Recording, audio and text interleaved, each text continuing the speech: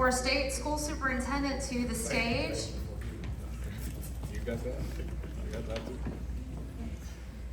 So we have three candidates on the list here to speak, but one is not here. And first up for your 3 minutes would be Anton Anthony. Just it. Okay. Good evening, everyone. I feel like a piece of rotisserie chicken on this stage, so let me step down. My name is Dr. Anton Anthony, and I'm from here. I'm gonna age myself, but you probably know the hospital as MCG. I was born at MCG. It's not MCG anymore. I graduated from one school with 3 different names. I graduated from Augusta State University, Georgia Regents University, and Augusta University. I was born and raised in Burke County, so let me tell you who I am. My name is Dr. Anton Anthony. I'm currently the proud superintendent of Hancock County Schools. I started my career at Burke County as a reading teacher. And from Burke County, I was promoted as an assistant principal in Muskogee County in Columbus, Georgia. From Columbus, I was promoted as another assistant principal at Thompson McDuffie Middle School in McDuffie County. From there, I was promoted as a principal in Sumter County in Americus, Georgia. From there, I would move back here to the CSRA as an assistant principal at Hepzibah High School at Morgan Road and a principal at the Innovation Academy when it was there, the boys. From there, I was promoted to DeKalb County as a human resource manager at Area 2, hiring for 18 different elementary schools. And now I am the proud superintendent of Hancock County Schools. The reason why I am running is because Georgia Department of Education, as well as Governor's Office of Student Achievement, they label schools as failures and they place them on a list. Have you ever heard of a list called the Promise School List or the Voucher List? Raise your hand if you've heard that list before. Great. And you may have heard of it because Richmond County has over 40 schools on that list. But what the Georgia Department of Education should be doing, not just labeling schools, but supporting them. Now, if I was the teacher and you all were in my classroom, and half of you, this side, I taught a great lesson, and this side, you passed. Give yourselves a round of applause for passing the lesson. Great job. But this side, you failed.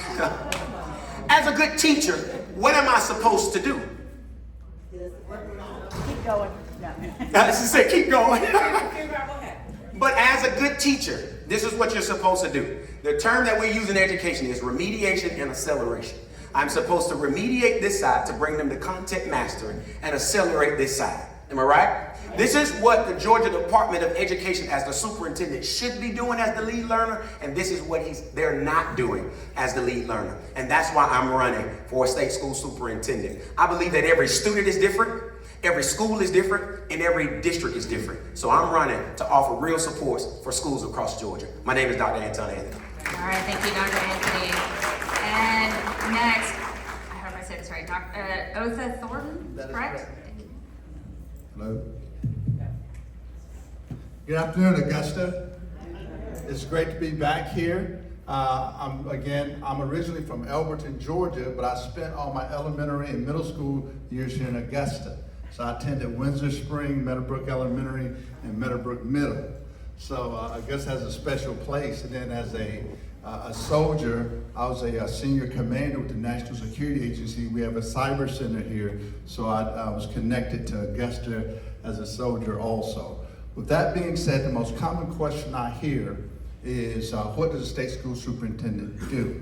Now, if you go to Article 8 in the Georgia Constitution, your job is you're the chief executive officer of the education system for the state of Georgia. You have a 16-member board. You and the teacher of the year are members of that board, and you put policy, you help implement policies.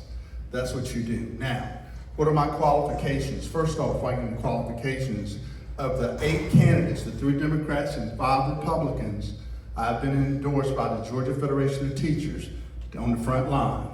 I've been endorsed by the AFL-CIO and also by Educators First. Of the 8 candidates, I'm known as those 3 endorsements. With that being said, my qualifications, I have served as a national PTA president, all 50 states and 4 territories. I've been an educator at the university level. I've been a professor at Michigan Tech University, instructor at Athens Tech, and I also work now in school districts around Georgia teaching special needs kids. workforce skills, transitioning to workforce. So have all those skills. What do I want to do? Number one, first thing is update our funding formula. That's key. You gotta invest. We are underfunding our education by about $1 billion a year. We have the money in the bank. We have $16 billion sitting in the bank, which we need to fund these schools. Number two is literacy. Now, as far as literacy is concerned, I worked with the legislature this year. We have a literacy bill that was passed, so every school district in Georgia will get a literacy teacher and coaches in their system this fall.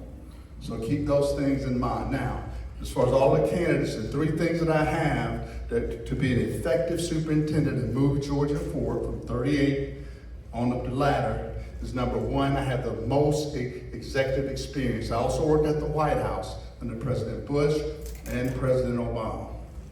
So with that being said, I also worked at senior levels working with governors and school superintendents around the country and the world. And number two, legislative expertise. You not only need to be an educator, but you need to know how to navigate the legislative process. I'm a subject matter expert in Georgia and DC. So keep that in mind as we're running forward. Thank you very much. All right, thank you, sir. And we'll have Ms. Siobhan one more time with the question for the candidates. We often hear tales about achievement gaps with our students. What it actually is a wealth gap tied to zip code and poverty. Georgia remains only one in 6 states that don't have permanent opportunity funding to close the gap when it comes to educating our students living in poverty. Beyond test scores, how would you measure whether the state is closing those gaps, and how would you work with our Georgia Assembly to ensure that funding is in place to educate our students in poverty? Is it Dr. Thornton? Dr. Thornton.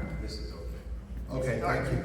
So first of all, again, as a candidate, I've actually been down at the Capitol every year fighting for like a poverty rate increase. And we've actually, like last year, we got $200 million more put in towards these schools. But I say to the legislators, this is just a Band-Aid.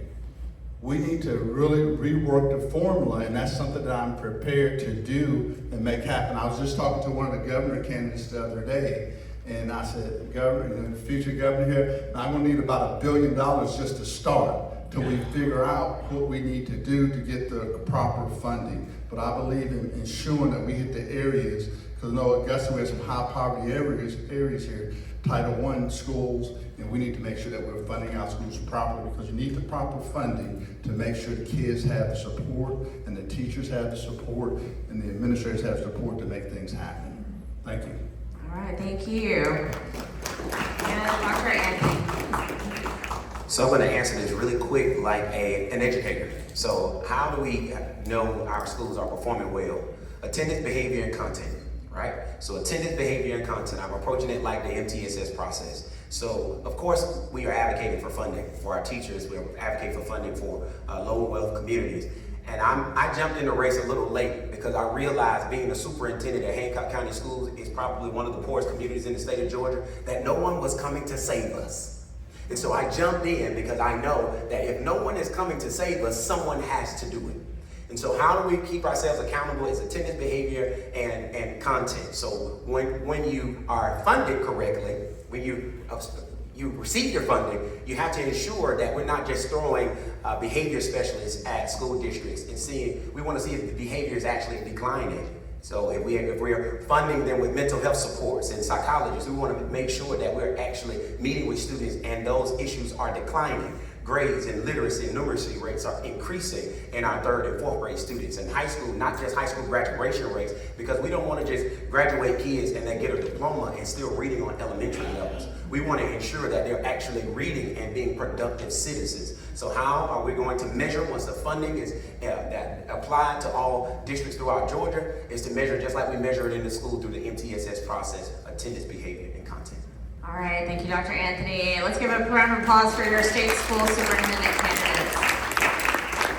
And one last round of applause for our candidates that came out today to speak with us. Thank you so much.